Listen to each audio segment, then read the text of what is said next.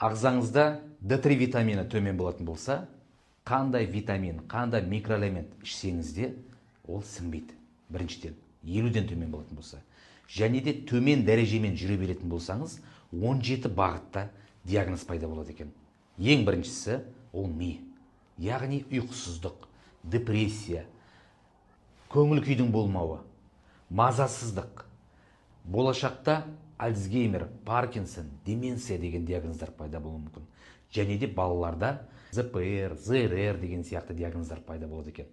Шаштың түсуі, шаштың сынуы, құрғақ шаштың ерте ағаруы, аутоиммунды аллопеция деген диагноздар пайда болады екен.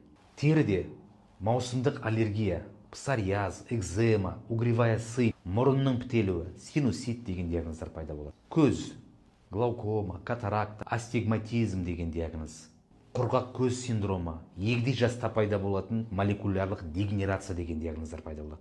Қалқанша безде гипотиреоз және гипертиреоз деген аутоиммунды проблемалар пайда болуы мүмкін. Тістің қисаюы, тістегі кариестер, прикус пайда болуы, брекет кию дегеніңіздің барлығы осы D3-дің жетіспеуінен пайда болады екен. Сүйек, остеопороз, артрит, артроз, сколиоз, рахит деген диагноз, плоскостопия деген диагноздар балаларда пайда болатын. Барлығы да